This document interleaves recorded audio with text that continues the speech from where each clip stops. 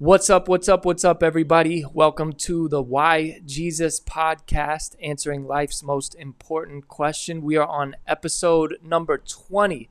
I am really excited. I know I say that every single time. I'm really excited about the guest that we got, but I am really excited about pretty much every guest that we have. This one in particular, because I'm actually going to be speaking with Bryan Shigekawa, right? Did I get that right?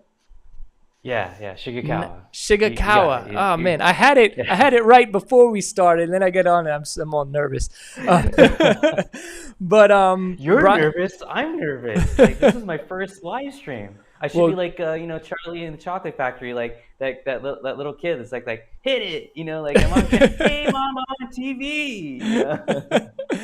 well, we're gonna be talking about this event that Brian and a few key people have put together called the Christian Influencer Conference, right? And I'm actually going to be one of the speakers at the event. So I'm really excited for you guys to hear more about the event and Brian's vision for it.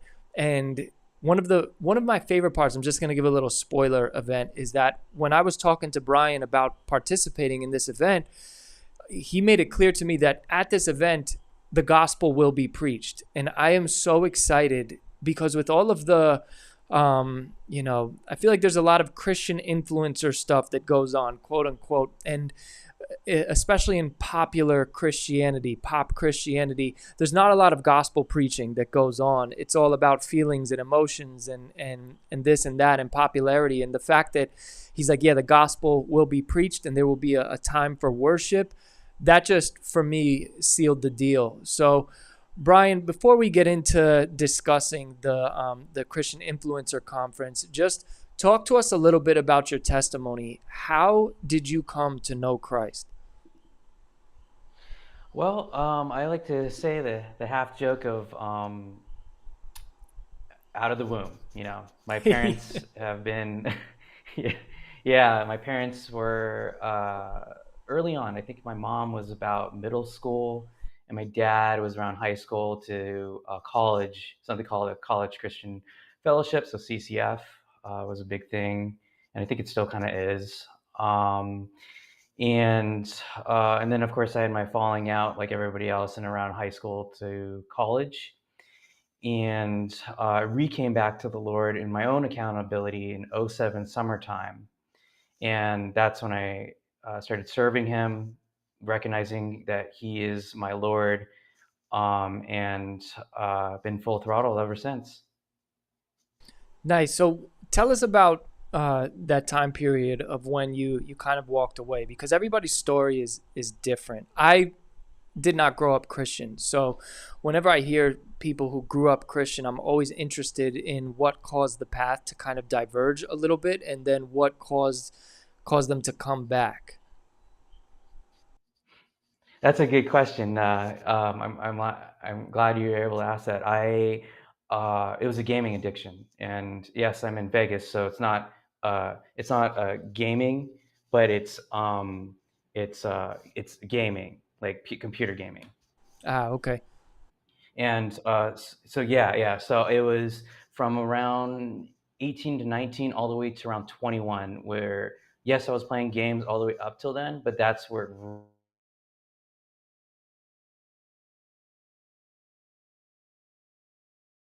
online role playing games, or World of Warcraft, Lineage, a couple other ones where I was like one of the best players in the world, because I put so many hours into it. As a like, I guess for all the geeks out there and nerds like myself, I was a dwarven hunter, and I love the hunter class, but that was the thing that enthralled me to play for 12 to 16 hours a day. No school really, no work, circling down the drain, and yeah, it was bad, and um, yeah, Yeah. that's what I, took me away from the God. so it's so interesting because everybody's different, right? But there's a reason why I don't really play video games. When my brother comes to visit and stuff like that, we'll play here and there, but I don't have a console myself. And the reason being is because once I start, I can't stop. Like I remember when I was younger, Spider-Man I think 2 came out and you could swing through the city. I would just do hours and hours and hours of just me swinging through the city and waste so much time. I didn't even play the missions. I just swung around the city.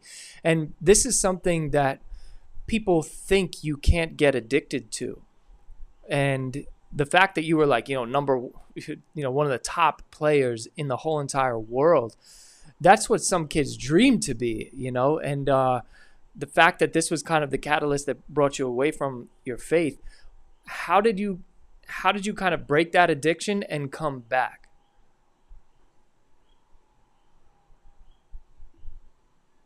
Oh, say that again. You broke up a little bit. Sorry. So how did you break that addiction and come back to Christ? Yeah, so like I was saying, like I was playing 12 to 16 hours a day, and the crazy thing that came out of it was I actually was playing with this guy. Oh, actually, I'll wheel it back to where at around 21, 22, I got a kidney stone because I wasn't drinking right, I wasn't eating right, I wasn't sleeping when I should be. I was holding back my restroom because I was so like enthralled in this, so I wasn't expelling enough, and because of that, I got a kidney stone. And at 22, that's extremely rare, and just because I wasn't taking care of myself. And I actually knew, I don't remember his avatar name, but he was a rogue. I played with him all the time. His name was Dave. And unfortunately, I actually got to find out what happened, but all of a sudden every day we would be raiding like 8, 10, 12 hours a day with like 40 other people. It's nuts how many other people were addicted as well. And when Dave didn't show up on Friday, it's like, oh, where's Dave? And then usually you would tell us that we can get a bench player or whatever replacement. Then Saturday came by, where's Dave? And then Sunday came by, where's Dave? And finally, after about a half week later, some of the people actually knew him in real life. And unfortunately, a blood clot went from his leg to his heart, and he had a heart attack. And his roommate found him, passed away. Wow.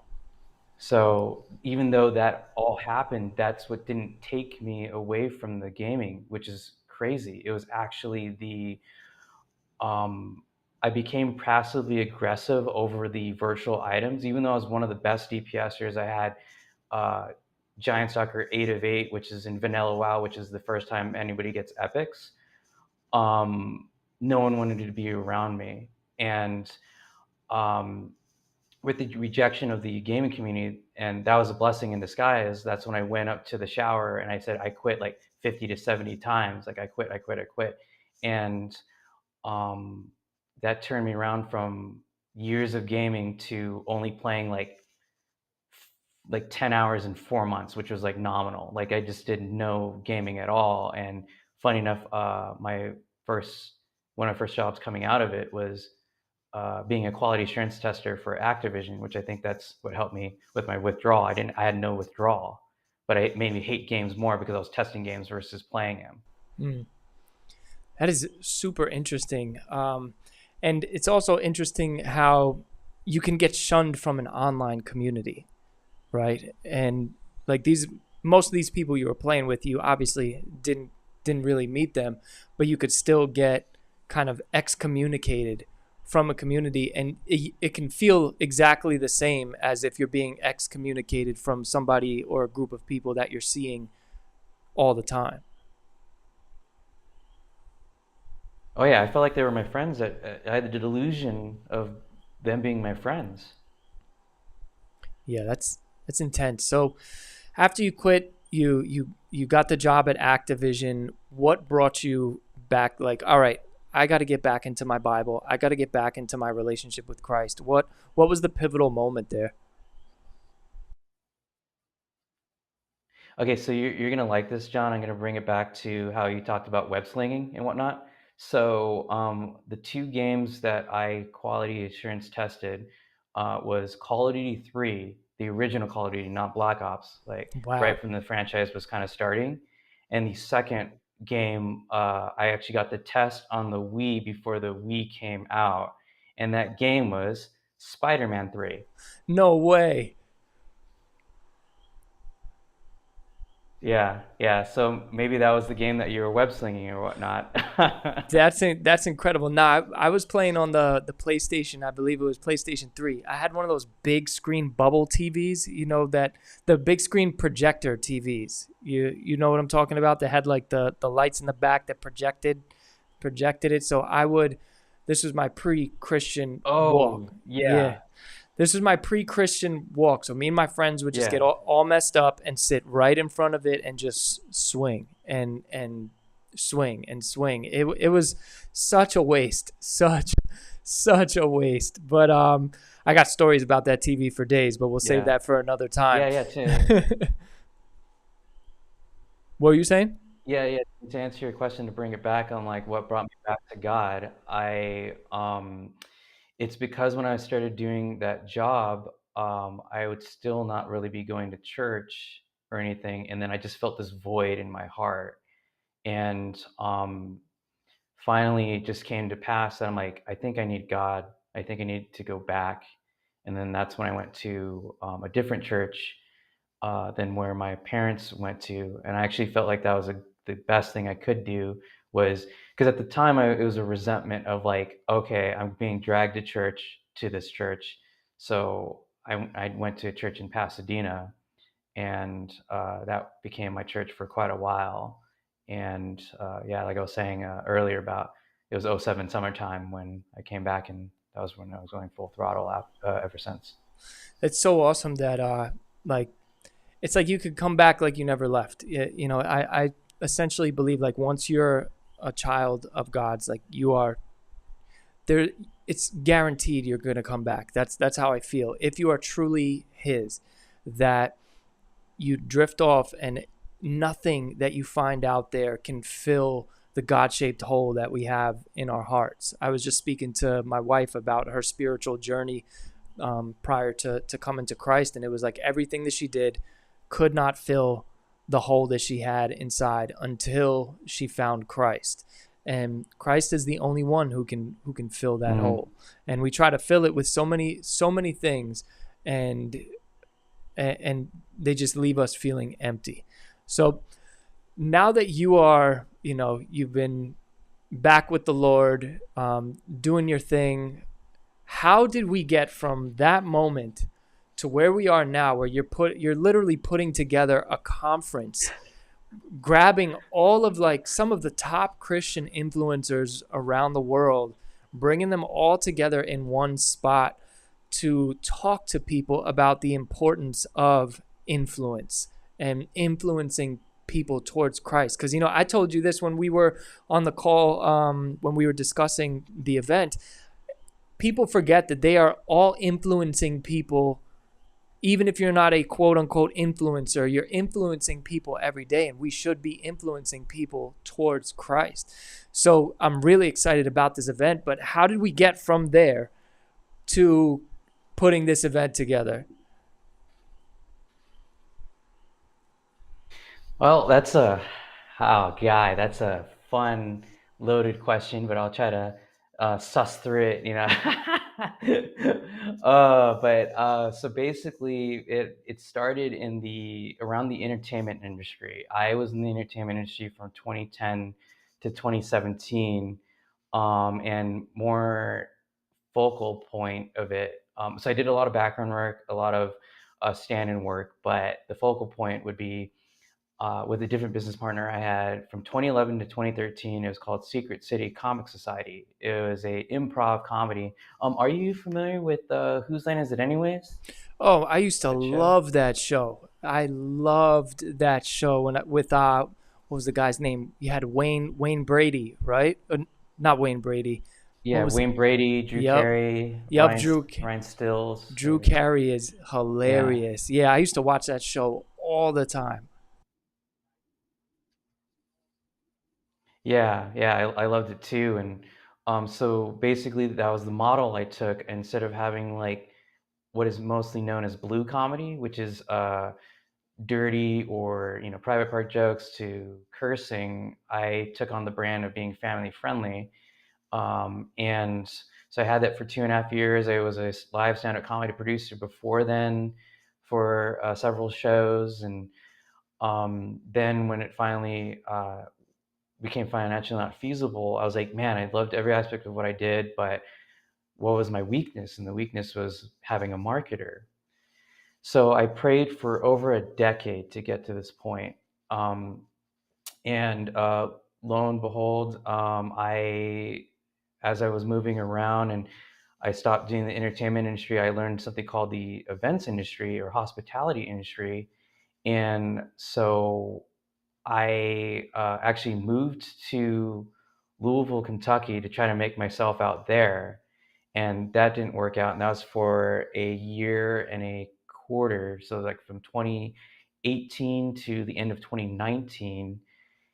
I then moved to Las Vegas, and it's called the International School of Hospitality. Is where I found this school for just strictly hospitality and events, and my emphasis was in event production. So, and this was in January 2020, and then of course 2 months later, you know what happened. Everyone knows what happened. Um, Quick story is that we moved back to California where my parents were because everything went digital, my church, my school. And so finished up my schooling there in April of 2021 and then moved back here in June of 2021. So now it's been almost 2 years that I've been here, worked for a couple of vendors, and still kept on praying, like, where do you want me? Like, I'm now, in my midlife, and I'm like, where, like, God, like, point me the right direction. And then finally, lo and behold, this guy named Tony entered my life around July or August of last year. And as I got to know him, as he got to know me, he found out what my dreams, aspirations, and whatnot are. And he's is a marketer. He has a marketing firm, and I was just like, okay, this makes sense. Um, and just bringing it back to the conclusion of why this is or how this is being put together, it was November 5th was my interest meeting, and once he heard it, then he was hooked. He was like, "This is it. I feel like this is how we can use our talents and spread the gospel," and um, have been full throttle ever since. That's an awesome story. And the fact that you diligently prayed for 10 years for somebody like Tony to come in and kind of add the final piece to the puzzle, to find somebody who shares the same enthusiasm for God as you do, but as well has the skills to execute on something that is as grand as what it is you're doing out there. So that's really dope. So talk to us about what is this event actually? Because when you hear Christian Influencer Conference, people get different ideas. I had one woman reach out to me saying, "Hey, I want to go to this event, but I'm not a Christian influencer, so I don't know." I'm like, "Well, good news. It's not just for, what you would think a Christian influencer is. It's for anybody who wants to influence others towards Christ." So, break down what this event is and what people can expect when they're there. Yeah, yeah. I'll just read straight from the website because this came from my heart. It's on weareCIC.com, and it's called About CIC at the bottom. And our vision when coming to the Christian Influencer Convention gathering, expect to have fun and growth through hearing more intimately from the people you follow. It is important to support and encourage each other and to build a community of Christian influencers. First and foremost, we can all be Christian influencers. We might not have the gift of evangelism or be able to talk to the masses, but we all have a way to communicate the good news to our friends and family. In the current political and cultural climate, uh, it is now more vital than ever for us to be able to talk to Him and show the love to others. At the end of the day, we should all want to use our talents to help expand and express and grow God's kingdom. I see such a great need for fellowship among our young people, especially after the pandemic lockdown. This is still an urgent need for connection, and we are here to help facilitate that. And that's something that I've just prayed on for the last actually few years on that type of mission of hitting the unchurched, the younger millennials, the Gen Z, and now the Gen Alphas. I have such a heart for the Lord, like even if it means like one of the biggest things is like, yes, I would love to be married, but at the same time, our life is just a speck. You know, every day that we wake up is a gift from Him, and what can I do with my talents that have been bestowed upon me by the Holy Spirit to get this across? And that is why this is in existence. That's awesome. And when I first read that, I was like, yeah, that's exactly what we need. We need to reach the younger generations. And the reason being is this is, I think, this is just my opinion. I don't have the statistics to back it up, but it's the most godless generation in a very long time. They're being influenced to a more postmodern, very secular, very, you could have your truth, I could have my truth. Isolation. Yeah. Yep. And they don't even have real connections because the way that they connect with people is through the internet. They can text you all day, but to have an actual conversation with you, many of them lack the communication skills because they're so used to communicating through their with their head down and through their phone. So the fact that you have a vision of reaching these young people is so important because that's one of my passions. I'm volunteer with the youth at my church here, and man, some of these kids blow me away with how smart they are. And since I didn't grow up in the church, being around these kids who are growing up in the church, I'm like, man, you guys are so lucky. You are so blessed to be able to be in this environment where you are just surrounded by people who want you to have a good relationship with God and want you to flourish in life. And so many in this generation are missing that. So the fact that you put this together to help reach those younger generations is so important. So what are some of the things that people can expect there? Who are some of the speakers? What are some of the talks going to be on?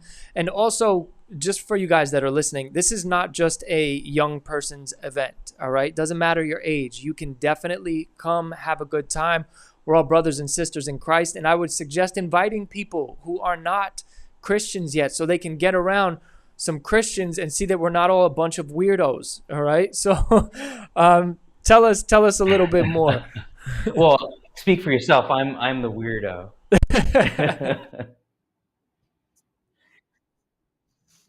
But yeah, I'm the weirdo for betting my entire house on this, right? I don't. That's But not weird. Sorry to cut you what off, to Brian. expect in this. Sorry to cut you off, Brian. But that's not weird. That is passion. That is when God puts something into your heart and you know that it's from God, and you just go all in on it. And you just expect God to deliver, and that is commendable. And that's why I want everybody to come out there, and I want to help promote the event as much as possible because you're putting everything on the line. And it's beautiful because you're putting everything on the line for somebody who put everything on the line for us, who is Jesus. Jesus, lived a perfect life that we couldn't live, a sinless life, died for our sins, rose from the dead. He gave up so much for us in a moment that we could never repay. So giving, putting your life on the line and your livelihood on the line, that is the true characteristic of a Christian and a follower of Christ. So I'm sorry to cut you off, but I just wanted to pause and say that real quick. I appreciate that, John. Yeah, the so what to expect?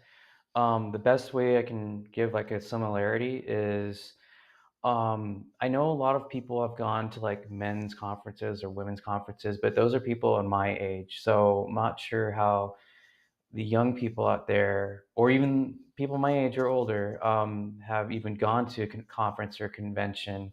But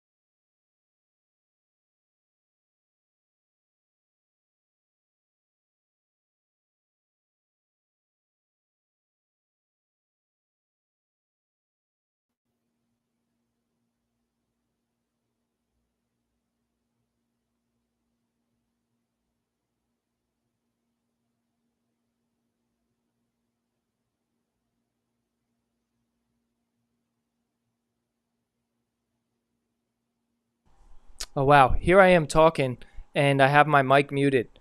I'm over here telling everybody, "Oh, he'll be right back," and my mic is muted. So, all right, Bryan, welcome back. So you left off on telling people what to expect, and you know how some people have never. What the heck? Can you hear me?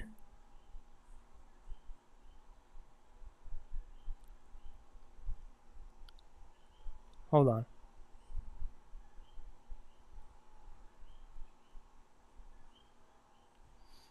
Hey, Bryan,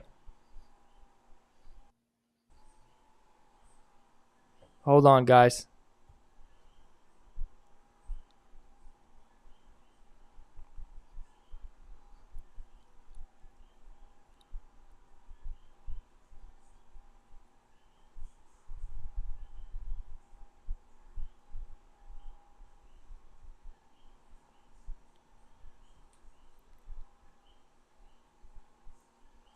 All right, so Bryan is saying that he cannot see or hear me yet.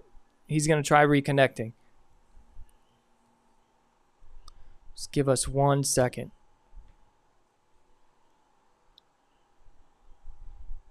Yeah, I'm sorry, guys. I'm reading your comments right now. I was talking, and I didn't have the so whenever the guest is talking, I always mute myself so that way I don't interrupt, and then I just totally forgot.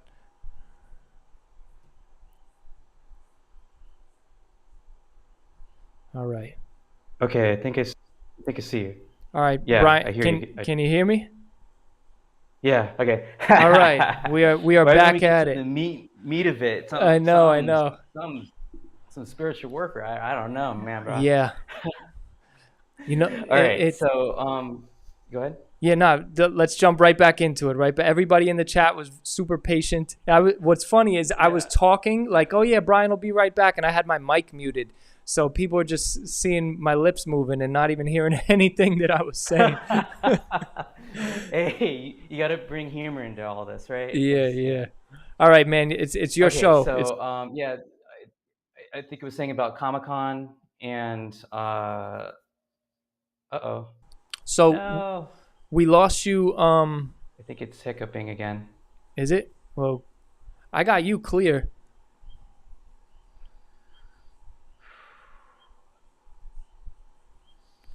Please, let's go. Bryan. I got you clear.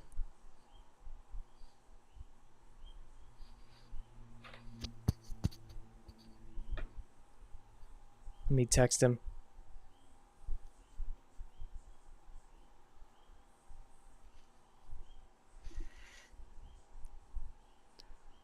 Hey, guys in the chat.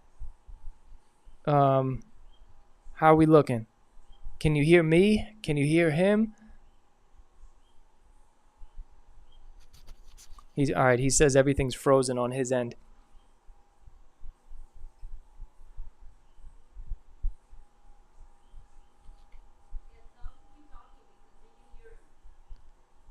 Hold on, he's gonna reconnect one more time.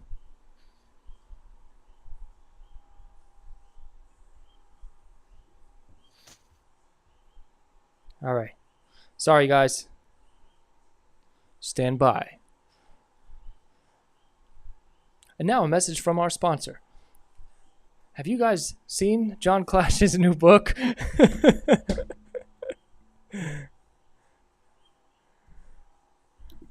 All right. Bryan, can All you hear right, me? Good? Lord, let us get through this. Amen. Let it shine. Let your voice be heard. All right, you take it. You take it. All right, cool. So being similar to that, QA.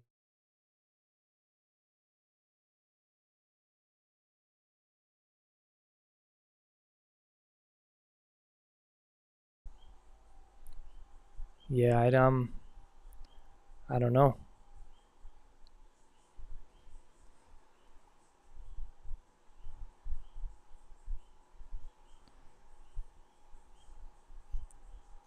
Can you Oh, I'm hearing you come in and out, but hear me this time? yes, I can hear you now. But you're frozen.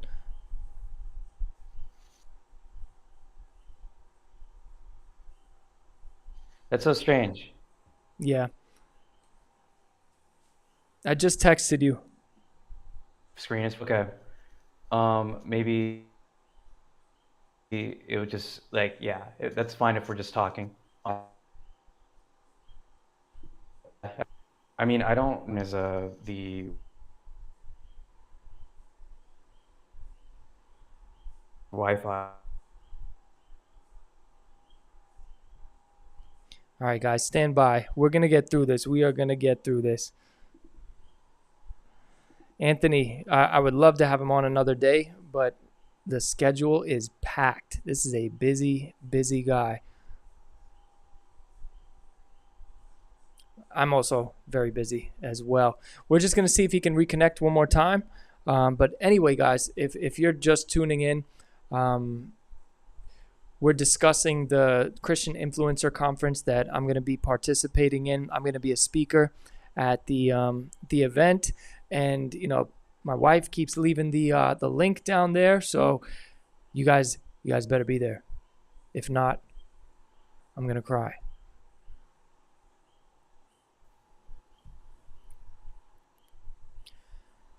All right, Bryan.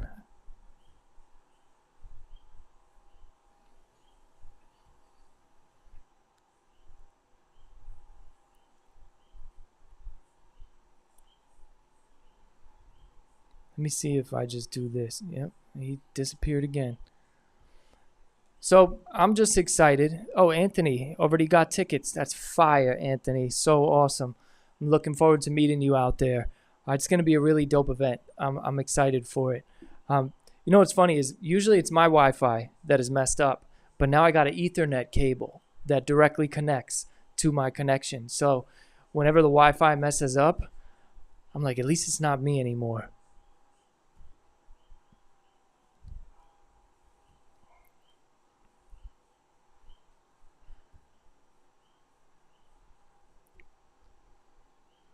All right, Bryan, I can't see you. Can you hear me?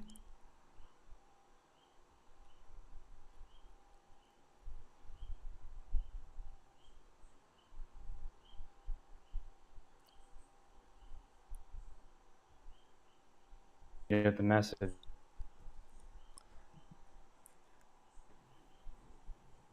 I mean, So just right. talk because I can hear you. So maybe um try turning off your camera and just letting audio come through, because sometimes the visual um like messes up the like it's too much coming in. I don't know the right technical word for it. But try to just turn off your video, and maybe we could just get your audio.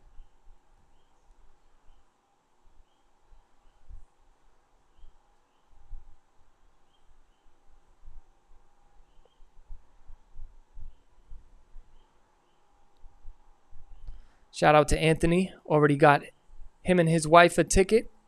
That is fire.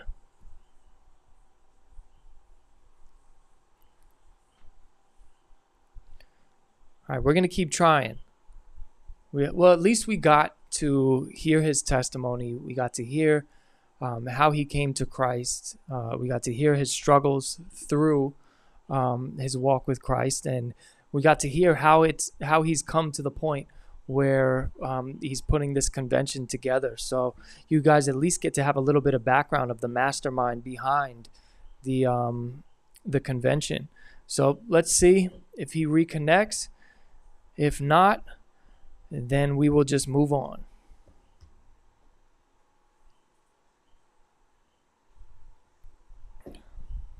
I appreciate your guys' patience. I'm gonna have to clip all this up for the audio release.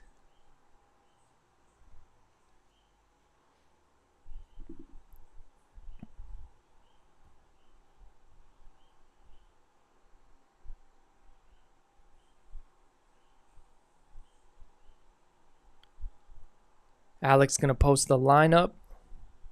Alex, when you post it, I'm gonna show it right up here.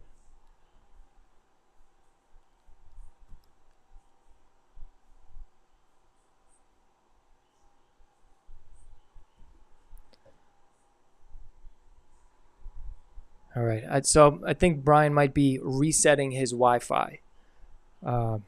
Sometimes that's like the life hack. Whenever something's not working, you just turn it off, turn it back on. Don't you wish we could do that with like jobs, right? This ain't working out. Let me just turn it off, turn it back on. Maybe I get paid more now. That is a fact. That is a fact.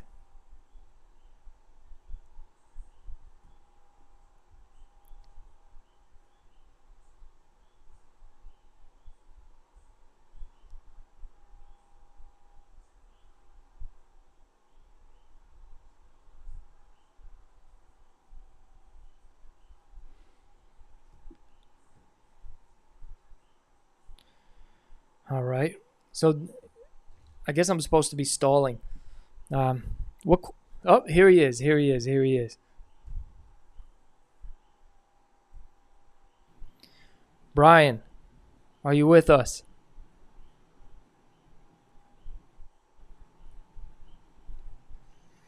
So, All Bryan, right. can you hear us? Take 24. I think you might be on. I think you're on mute. I can see your mouth moving. I think you might just not hear me. But hold on, let me text Yeah, you. I can. I can't hear you.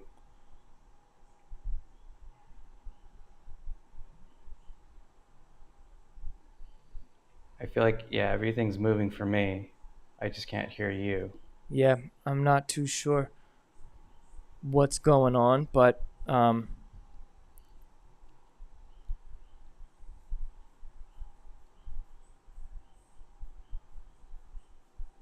so this is what I'm doing right now. I'm texting him to just tell him to talk about the event. Yeah, I can't hear you.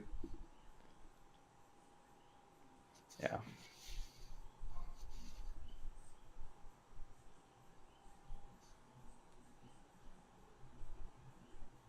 Okay. Yeah. Great. Let's do it. Let's see if I can get through this. Oh man, it's frozen again. Lord, get us through this. We're trying to get the message out.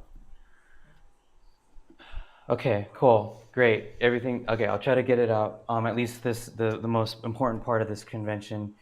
It's like I said, the Comic Con QA panels. There's biblical hard hitters like John McCrae, Bruce and Katie, John Clash that will be there, along with um, a whole bunch of other couples. The funny thing is that I prayed over having a couple couples there, at least one or two, and funny enough, I have 7 there. I also have an impressionist named Brian Hall, a Green Beret vet named Israel Wright will be there, and I'm honored to have everybody there to promote um, God's kingdom at the end of the day.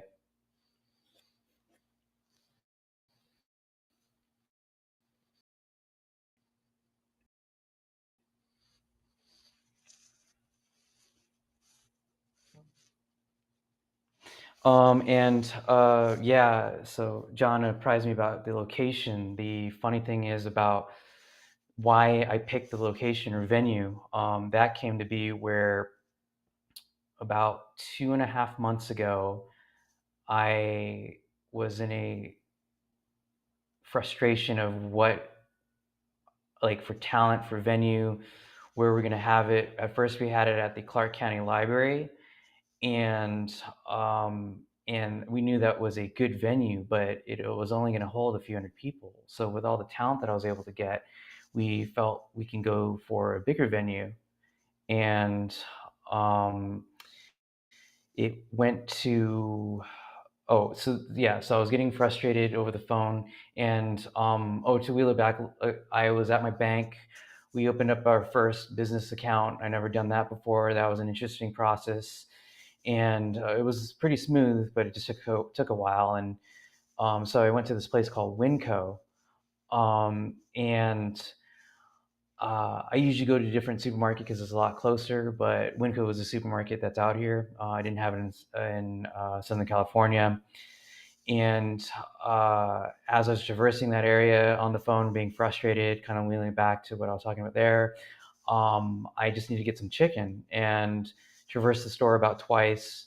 And I think there was timing on that. I finally got the chicken that I needed. It was only a couple pounds, and it was only going to cost about $5. But I went to the checkout line, and then all of a sudden I felt this weird tapping on my shoulder. And I was like, it was vigorous. It was like bam, bam, bam, bam, bam, bam, and I um, instead of like once or just saying excuse me, I was like, that was odd. So then I turned around and I just said hello, and I he's like, yeah, I'd like to get that for you. I'm like, excuse me?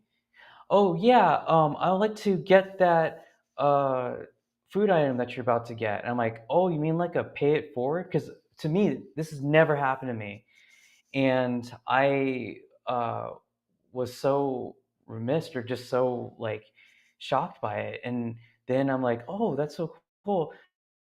I shook his hand, and I said thank you so much. And um, then as we got closer to the cashier, she was like, oh yeah, put that chicken on my tab. And like, cool. So then I turned around one more time, shook his hand, and said, funny enough, I'm actually uh, using this chicken to make something called juk, which is rice porridge and chicken. And um, and this is for my community group in Bible study. He's like, "Oh man, all the better, all the better." And as I got that chicken and I went on my merry way, and about 2 feet away from my car, I just broke down. And I'm like, "Was that God's way of saying I got you?" And then lo and behold, uh, the very next morning, that was Wednesday night, into Thursday morning, that's when I got the quote for South Point. And what I thought was considered kind of a low amount, South Point came to almost half of that. And that's when I just really balled out and I knew God was in this. Sorry, guys, I'm texting in my questions.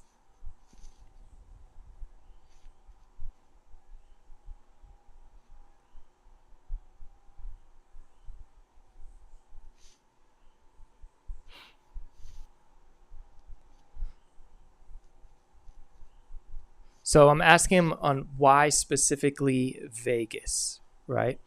So John just asked me, so when people ask why Vegas, um, the reason is why not? Like, I've seen some comments already, and probably shouldn't read the comments, but they're like, "Oh, Vegas, LOL," or "Vegas, isn't that ironic?" And I'm like, actually, when I see those comments, I'm like, I think that's ironic because God doesn't go for the perfect people. He goes for the people that are sick, the people that need healing.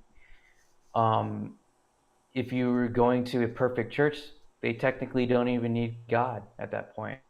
So Vegas is for twofold. One is that my network is out here, and two is because this is where they need to be reached.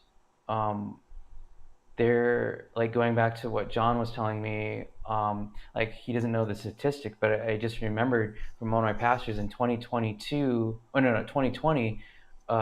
He saw a stat. I wish I could give you a citation, but there's a lot of churches out here in Vegas, but only 8% are consider themselves Christian, and who knows how many of those really go to church or just call themselves Christian.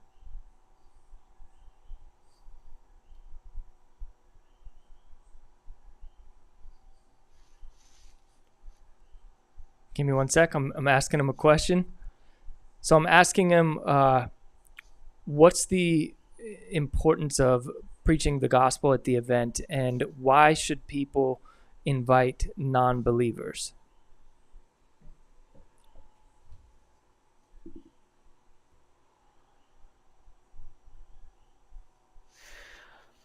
John was asking me talk about the importance of preaching the gospel at the event. I say again, why not? I mean, this is the whole purpose of this thing is, I mean, to me, this is my missions trip. This is my missions field. When I put my house on the line, like the funny thing about being in Vegas, they say, "Oh, you bet on the house." For me, I actually bet my entire house on this project. Like for years, I saved up and had a down payment ready to go. But I'm like, I'm using this all for the kingdom.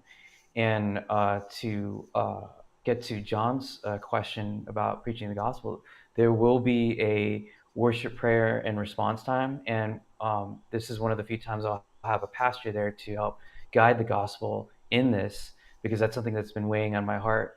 And going forward, every convention after this, I'll have an altar call for this, because at the end of the day, yes, there's going to be fun to seeing all the talent and all the silliness of the creators, but there's a certainty to having your faith, your accountability to Him, flourish. And I'm going to try to find a way to like follow up with people that do profess faith or learning more about Him.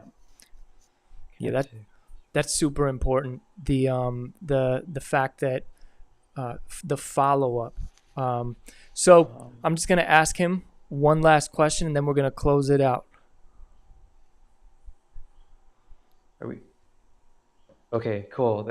Yeah, something on my phone said something else, but my closing thoughts is like again I have a heart for people at the end of the day.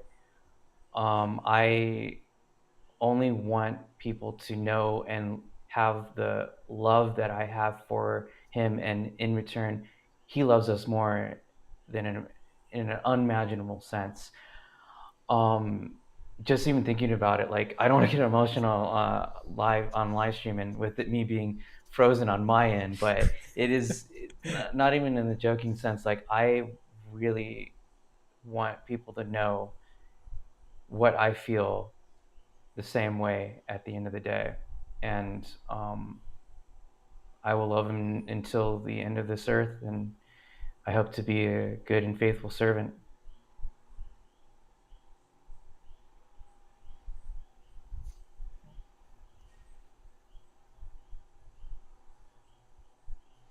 All right. So I just asked him where we can get tickets. The last part, yeah, we'll be putting it in the comments. I know John will be able to give an affiliate link for the tickets. The It'll be on Eventbrite, and something that I wanted to give something special for John's audience is a discount of $5 off if you use the promo code CLASH for the first 50 people that buy a ticket for John Clash. Well, thank you so much for that. So you guys hear that? Use the promo code CLASH and get 50% off. Give me one sec. I'm just texting him.